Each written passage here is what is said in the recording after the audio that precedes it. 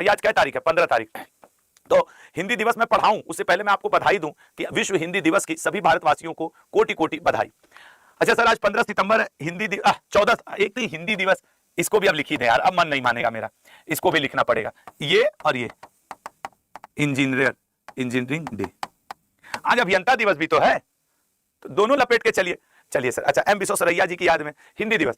हिंदी दिवस क्यों मनाया गया सर 14 सितंबर को? इसके पीछे का एक इतिहास है कि पहली बार 1949 में यूनाइटेड नेशन जनरल असेंबली में हिंदी में भाषण दिया गया। इसी दिन हिंदी में भाषण दिया गया और उस हिंदी में भाषण देने की वजह से 14 सितंबर को हिंदी दिवस के रूप में मनाया गया। और सेम ऐसी एक घटना हुई 10 जनवरी 1975 ईस्वी को, पहली बार विश्व हिंदी सम्मेलन हुआ। यहां पे देखो 10 जनवरी 1975 को पहली बार प्रथम, ठीक है चलो, प्रथम बार विश्व हिंदी सम्मेलन हुआ, विश्व हिंदी सम्मेलन। अब इस चक्कर में देखो क्या हुआ, देखो दो डेट है, दोनों आपको याद रखना पड़ेगा तो आपको एक नंबर मिल जाएगा। पहला तो सर राष्ट्रीय हिंदी दिवस 14 सितंबर को क्यों मनाते हैं? क्योंकि 14 सितंबर 1949 को यूनाइटेड नेशन जनरल असेंबली में हिंदी में पहली बार भाषण दिया गया उसलिए। अच्छा, ये 10 जनवरी 1975 को पहली बार विश्व हिंदी सम्मेलन हुआ, तब 2006 में जाकर 2006 में यूनाइटेड नेशन ने घोषणा किया कि यार 10 जनवरी जो है ना वो विश्व हिंदी दिवस रहेगा, वर्ल्ड हिंदी डे। तो आप समझ में आया कि वर्ल्ड हिंदी डे 10 जनवरी को मनाया जाता है, राष्ट्रीय हिंदी दिवस 14 सितंबर को मनाया जाता है। ये इस उपलक्ष्य में मनाया जाता है और ये इस उपलक्ष्य में आपके मनाया जाता है। याद रहेगा 10 जनवरी 1975 कि क्यों ये मनाया जाता है 14 सितंबर को राष्ट्रीय हिंदी दिवस, और ये 10 जनवरी को मनाया जाता है। ठीक है, अब 15 सितंबर हम लोग वाला डे है, कल पढ़ा जाएगा, आज ही यार रहता तो बहुत अच्छा रहता। तुम लोग में से इंजीनियरिंग कितने किए हो? एक को लिख रहा है सर ग्रुप डी के लिए कुछ करिए, प्रिंस कुमार। लल्ला क्या करें, धरना दिया जाए और क्या किया जा सकता है? ग्रुप डी का एग्जाम डेट अभी सीजीएल चल रहा है, फिर सीएचएसएल, एमटीएस का 20 तारीख हमको लग रहा है अब तो कंफर्म टल गया एमटीएस। समझ रहे हो मेरे भाई, यही सब है। तो सबसे पहले कितना बढ़िया हिंदी दिवस लिखा है ना, 14 सितंबर हिंदी दिवस। आइए चलिए, अच्छा मैं अभी जो ये पंजाब में गया था बाढ़ पीड़ितों के बीच में, वो लोग भी पंजाबी के साथ साथ हिंदी बहुत अच्छा बोल रहे थे। जैसे वो एक आध दो लाइन पंजाबी में बोले, लेकिन मैं उतना समझ तो पा रहा था, उतना ज्यादा नहीं, लेकिन हाँ समझ में तो आ रहा था, तो मैं हिंदी में रिप्लाई कर दे रहा था। तो फिर वो लोग मेरे से हिंदी बोलने लगते थे। फाजिल्का डिस्ट्रिक्ट में और भी 20-30 किलोमीटर अंदर गए थे, क्योंकि एक स्टूडेंट ने कमेंट किया था, मैं जब शॉर्ट्स बनाया था कि मैं पंजाब जा रहा हूँ बाढ़ पीड़ितों की सेवा के लिए, तो उसने कहा था लोग सर बाहर बाहर के गाँव में सेवा करके आ जा रहे हैं, आप बॉर्डर के पास जो पंजाब के गाँव है उनमें जरूर जाना। तो मुझे उस स्टूडेंट की, मिथिलेश शायद उस स्टूडेंट का नाम था, बात बड़ी अच्छी लगी, यार बात तो सही बोला। फिर मैं नाव लेकर के, आर्मी के लोग लगे थे उनके माध्यम से वहां गया, और मैं ये भी बोल दे रहा हूं, मैं बता रहा हूं, मैं 1-2 दिनों में लल्ला, बिहार में बाढ़ आई हुई है ना, मुझे कोई वो तो नहीं है, लेकिन मैं बहुत जल्द, मुझे 2 दिन का समय देना, मैं अपने बिहार के दोस्तों के लिए, बिहार जाना है यार अपना, उसके लिए भी मैं 2 ही दिन बस मुझे दो, कुछ ना कुछ आपको अच्छा सुनने को जरूर मिलेगा कि बिहार के लिए हमने अड्डा 24/7 ने क्या किया। लेकिन 2 दिन दो, कल ही पंजाब से लौटा हूं, समझ रहे हो ना, क्योंकि मतलब चुनाव थोड़ी लड़ना है, लेकिन सेवा तो जरूर करना है। हाल ही में भारत की सबसे तेज ट्रेन कौन बन गई है? गुरु देखिए, सबसे 160 किलोमीटर प्रति आवर, ये सर दिल्ली से मेरठ कॉरिडोर, ये बड़ा चर्चा में रहा, आरआरटीएस करके इसको कहा जा रहा है, दिल्ली मेरठ कॉरिडोर, ठीक है ना, दिल्ली मेरठ कॉरिडोर पे दौड़ी नमो भारत 160 किलोमीटर पर आवर की स्पीड से। अब ये 1 घंटे से भी कम समय में दिल्ली से मेरठ पहुंचा देगी आपको। तो ये है नमो भारत, जो कि 160 किलोमीटर पर आवर की स्पीड से दौड़ी। वैसे आपको ये भी बता दें कि इससे पहले वंदे भारत और गतिमान एक्सप्रेस, चाहे वंदे भारत की बात की जाए चाहे गतिमान एक्सप्रेस की बात की जाए, ये सब भी 160 के स्पीड को टच की है। तो फिलहाल सबसे लेटेस्ट दिल्ली मेरठ क्षेत्रीय तीव्र परिवहन प्रणाली जो रैपिड ट्रांजिशन किया गया है, वो 160 किलोमीटर 60 मिनट से भी कम सट्टे से पूरा करके छोड़ देगी। ठीक है ना, चलिए अगले पे चलते हैं, नेक्स्ट देखते हैं क्या है सर। हाल ही में किसे अर्थशास्त्र के लिए पीवी नरसिम्हा राव पुरस्कार से, आज सोमवार है ना, नंबर ऑफ क्वेश्चंस बहुत ज्यादा है, तो सर ये दिया गया है डॉक्टर मनमोहन सिंह जी को। आप तो जानते हैं भारत के प्रधानमंत्री रहे डॉक्टर मनमोहन सिंह जी 2 बार, इनका निधन तो हो चुका है, तो इनकी जगह इनकी पत्नी गुरुशरण कौर जी, जो कि इनकी पत्नी है डॉक्टर मनमोहन सिंह जी की, उनकी पत्नी को यह अवार्ड डॉक्टर मनमोहन सिंह जी की जगह दिया गया है। अर्थशास्त्र के लिए पीवी नरसिम्हा राव, हालांकि पीवी नरसिम्हा राव जब 1992-93 जब 73वां संविधान संशोधन हुआ था और भारत का मनी रिफॉर्म के ऊपर बहुत सारा काम किया गया था, उसमें डॉक्टर मनमोहन सिंह जी जो कि एक प्रख्यात अर्थशास्त्री रहे, वित्त मंत्री रहे, इन्होंने बहुत बड़ा योगदान दिया था। उस योगदान को समर्पित किया गया है आपका ये अर्थशास्त्र का अवार्ड, ठीक है ना, तो ये आप याद रखिएगा। ये नीति आयोग के उपाध्यक्ष रहे मोंटेक सिंह आहलूवालिया जी के द्वारा दिया गया है डॉक्टर मनमोहन सिंह जी, भारत के बहुत योग्य प्रधानमंत्रियों में से एक डॉक्टर मनमोहन सिंह जी, इनको दिया गया है मरणोपरांत अर्थशास्त्र के लिए पीवी नरसिम्हा राव पुरस्कार। ठीक है, अगले पाएंगे सर, भारत का पहला विदेशी अटल इनोवेशन सेंटर, सर भारत का पहला विदेशी अटल इनोवेशन सेंटर आईआईटी में खोला गया, Indian institute of technology, IIT संयुक्त अरब अमीरात में खोला गया।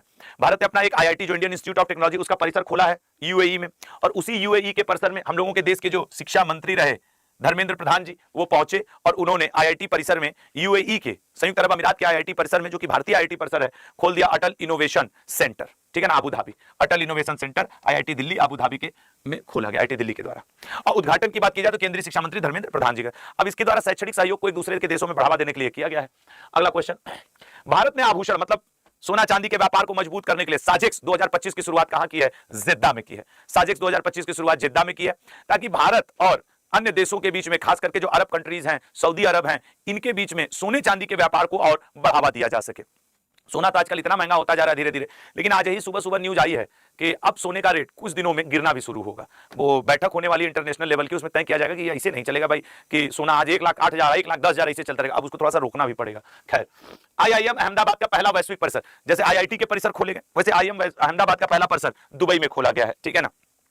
तो भारत के प्रधानमंत्री ने यह वादा करके आया था, अब धर्मेंद्र प्रधान जी ने एमओयू साइन वगैरह कर लिया गया है और अब शुरू कर दिया गया है दुबई में Indian institute of management Ahmedabad की तरफ से ये पहल। जैसे अभी हम लोग पढ़े कि आईआईटी दिल्ली की मदद से अटल इनोवेशन सेंटर और आईआईटी दिल्ली का एक ब्रांच आपके यूएई में खोल दिया गया, ठीक उसी तरीके से इस परिसर का भी उद्घाटन भारतीय प्रबंधन संस्थान Ahmedabad, Indian institute of management Ahmedabad का एक परिसर दुबई में खोला जा रहा है, ठीक है ना। वहां के जो दुबई के क्राउन प्रिंस हैं शेख हमदान बिन मोहम्मद बिन राशिद अल मखतूम, वो केंद्रीय मंत्री भारत के जो शिक्षा मंत्री धर्मेंद्र प्रधान से मिले और बोले भैया इसको खोल लेते हैं, खुल गया, उद्घाटन हो गया है।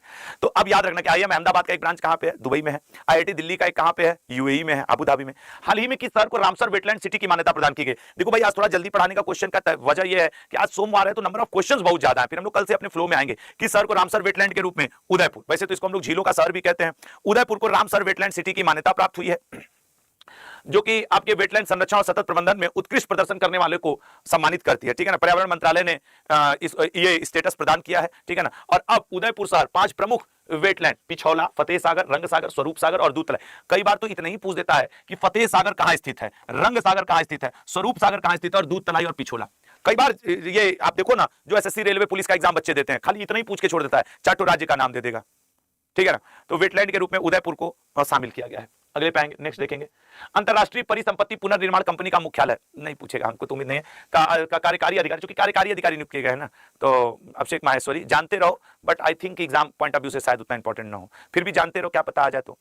पूर्व प्रधानमंत्री अटल बिहारी वाजपेयी पर आधारित बिलीवर्स डिलेमा, डिलेमा मतलब जानते हो क्या था? धर्म संकट, करें ना करें नामक किताब निम्न में से किसके द्वारा लिखी गई? तो बिलीवर्स डिलेमा अभिषेक चौधरी। ये किताब पूछ सकता है, क्यों सर? भाजपा की गवर्नमेंट है, अटल जी के ऊपर किताब लिखी गई है, बुक एंड ऑथर का मुद्दा है, तो पूछ तो सकता है। खास करके जैसे मान लो तुम उत्तर प्रदेश पुलिस या यूपीएसआई का तैयारी कर रहे हो, तब तो जरूर पूछेगा, वहां योगी आदित्यनाथ भाजपा की स्टेट में भी गवर्नमेंट और एग्जाम भी सामने, तो और लड़के सोचेंगे इतना ऐसे अंदर जाके कौन पूछता है भाई, मुद्दा है ना, अटल जी की बात है।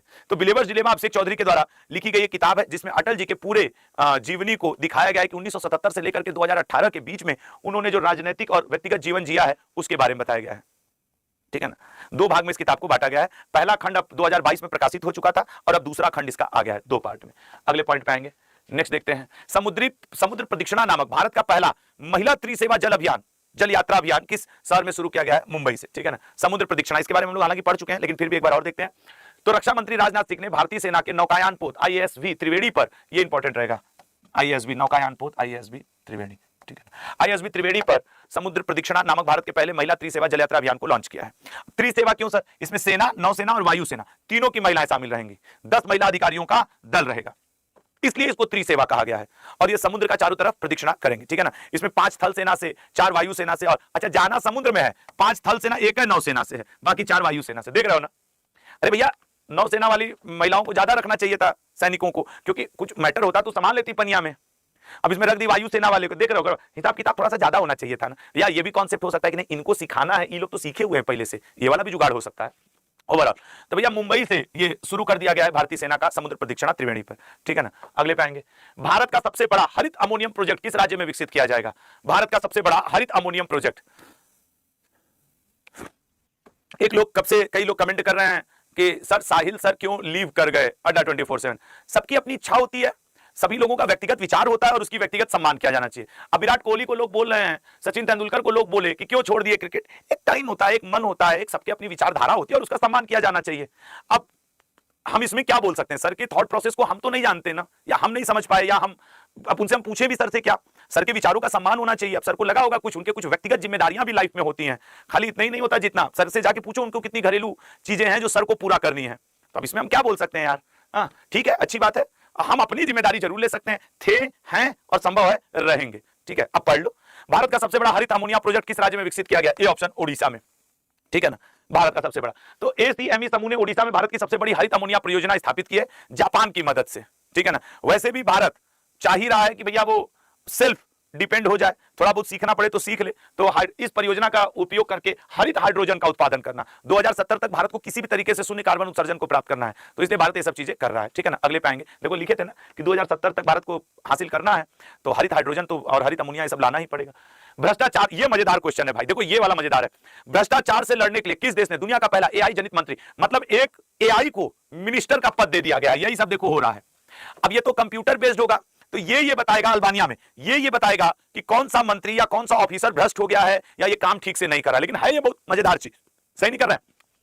अब मशीन के ऊपर तुम क्या आरोप लगाओगे, तो ये एआई बेस्ड दुनिया का पहला डीएला नाम रखा गया है। ये एक वर्चुअल प्रॉपर्टी, ये कोई महिला नहीं, ये एक वर्चुअल प्रॉपर्टी है, एआई बेस्ड है, इनके अंदर रोबोट वाला सब सिस्टम है, ये कोई इंसान नहीं है, पहले जान लेना। एआई बेस्ड है, नाम डीएला रखा गया है, और ये वहां के अल्बानिया में भ्रष्टाचार से निपटने के लिए इनको एआई जनित मंत्री नियुक्त किया गया है। अब डीएला मतलब अल्बानिया में होता है सूर्य, डीएला मतलब होता है सूर्य, और अल्बानिया के प्रधानमंत्री एडी रामा ने कहा है कि ये शारीरिक सदस्य है मंत्री, लेकिन शारीरिक रूप से मौजूद नहीं है। ये अपने एआई के आधार पे ये बता देगा कि ये अधिकारी हो गया भ्रष्ट, ये नेता हो गया भ्रष्ट, और इस वजह से इसको पद से हटा दो। लेकिन ये जुगाड़ देखो सही बैठा है कि नहीं, डीएला। अच्छा, ऐसा डीएला भारत में भी होना चाहिए, एआई बेस्ड मंत्री, काम धड़ाधड़ होगा, खाली रिपोर्ट निकलेगा, हाँ तुमको ये काम करना है, तुमको ये काम करना है, 3 दिन में ये काम ये करके नहीं आया, मशीन तो झट से बोल देगा ना कि काम ही नहीं किया 3 दिन में, इनको हटा दो पद पर से। मजेदार है ये, समझ रहे हो ना।